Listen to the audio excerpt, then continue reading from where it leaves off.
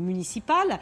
Va-t-il l'emporter? Et que dit-il exactement le Premier ministre? Alors il y a un cadrage formel dans cette interview, assez banal. En gros, si je perds, je quitte l'hôtel Matignon. Si je gagne, et si Emmanuel Macron me le demande, s'il pense que je dois continuer ma mission à Matignon, j'assumerai mes responsabilités. Donc, même s'il gagne dans 12 jours la mairie du Havre, il peut rester Premier ministre. Mais ce qui est très important dans cette interview, c'est la phrase qui suit.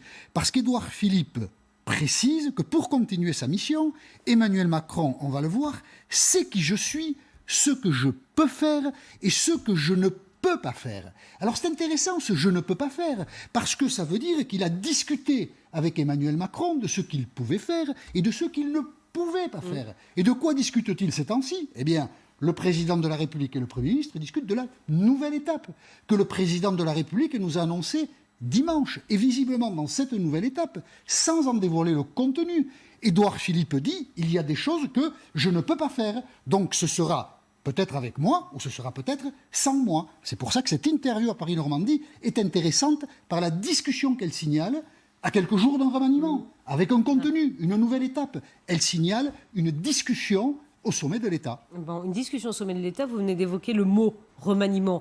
Est-ce que ça veut dire qu'Édouard Philippe laisse entendre qu'il est sur le départ? Exactement, c'est exactement ça. C'est la première fois qu'il le dit. C'est Édouard Philippe laisse entendre, il ne dit pas que, mais il laisse entendre qu'il pourrait ne pas être le Premier ministre de la nouvelle étape. Et une deuxième phrase, alors là, à l'attention de l'opinion publique plutôt que d'Emmanuel Macron, signale ceci: « Je serai de retour au Havre au plus tard en 2022, mais peut-être beaucoup plus tôt. » Ah ben écoutez Édouard, vous avez fait la valise déjà là, vous voyez, c'est ça l'idée. Hein, quand même. C'est ça l'idée, mais pourquoi il dit ça maintenant, Jean-Michel? Ça aussi, si je peux me permettre, Pascal, c'est une question très intéressante. Il dit ça maintenant parce qu'il n'est pas obligé. Sérieux, il n'est pas obligé, il peut garder tout ça pour lui.